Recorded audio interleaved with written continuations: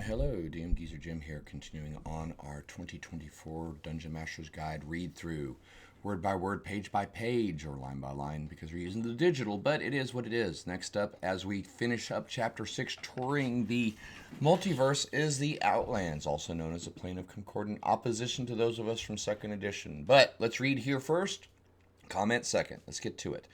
The Outlands. The Outlands lie between the outer planes. It's the plane of neutrality, keeping all aspects of the planes in a paradoxical balance, simultaneously concordant and in opposition.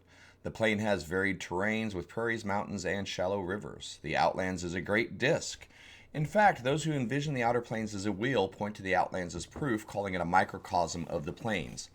That argument might be circular, since the arrangement of the Outlands inspired the idea of the Great Wheel in the first place. Evenly spaced around the outside edge of the circle are the gate towns. 16 settlements, each built around a portal leading to one of the outer planes. The gate towns of the Outlands table lists all 16 gate towns in the outer planes that they connect to. Each gate town shares many of the characteristics of the plane where its gates lead. Planar emissaries often meet in these gate towns, so it isn't unusual to see strange interactions, such as a celestial and a fiend arguing in a tavern while sharing a fine bottle of wine, So the next up is a table, the gate towns of the Outlands. Very quick and simple. The left side is the town name. The right side is which outer plane it leads to. Automata leads to Mechanus. Bedlam leads to Pandemonium. Cursed leads to Carceri, while Ecstasy leads to Elysium. Excelsior leads to Mount Celestia, while Faunel leads to the Beastlands. Fortitude leads to Arcadia, and Glorium leads to Ysgard. Hopeless leads to Hades, while Plaguemort leads to the Abyss.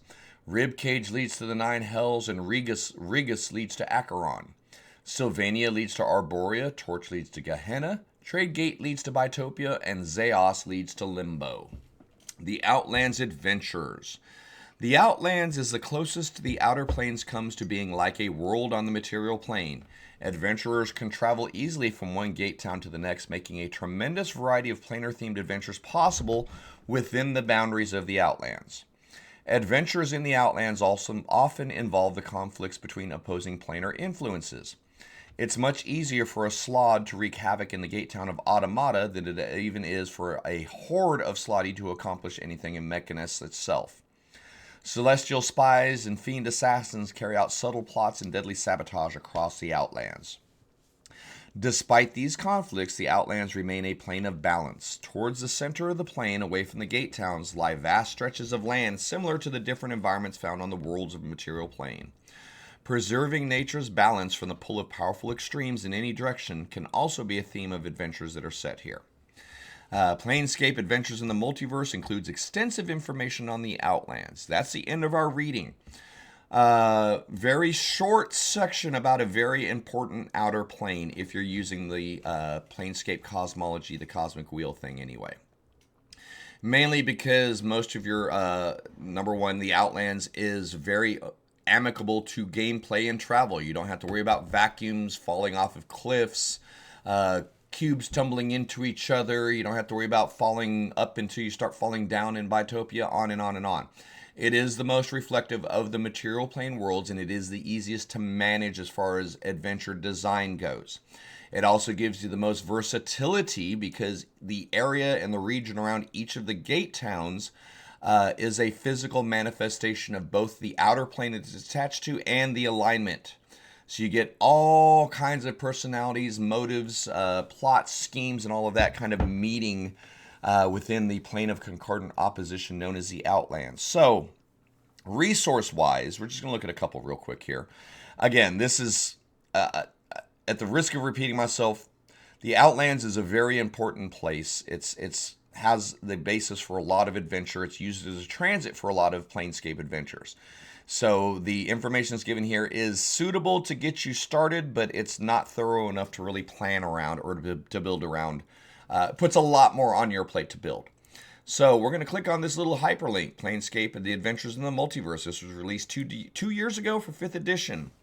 The book you're really concerned with is Sigil and the Outlands. This is going to give you information about the City of Doors, but more importantly, Chapter 3 gets you into a deep dive into the Outlands, the gate towns, the behavior around each town, some personalities within the towns, and also gives you some other realms, some extra locations that you can use for inspiration for adventures.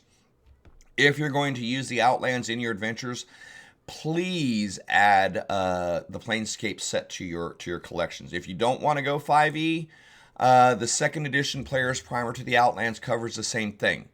This is literally copy my homework, but don't make it look like you copied my homework. And that's okay. You're still getting the same information, slightly different stylization, but getting information about each of the gate towns, the geography surrounding the gate town, the conflicts and the personalities and adventure ideas within each of the gate towns. You're also getting descriptions of the other locations in the Outlands, Jezemnid's realm. You've got a beholder god who has a lair on the Outlands. Wait, what? Read through the book and trust me on it. The great time dragon Chronepsis lairs out here. It's rumored that within the ancient elder time dragon, within his lair is an hourglass that represents the life cycle of every dragon in the multiverse. And whenever a new dragon is born, a new hourglass shows up, and he flips it over. All kinds of super cool stories and super cool adventure locations that are within the Outlands. But unfortunately, all the work is on us as dungeon masters to create a lot of good source material to help you inspire and to give you tools to play with. But ultimately, the creative portion of the Outlands, like it or not, is in our laps.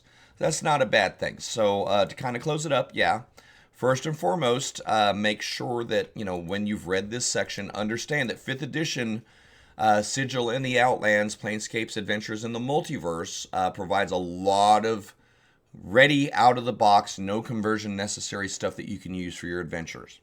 If you want more, you need more, certainly, obviously, yes, Planescape 2e is the go-to. Like it or not, it's the go-to for planar stuff.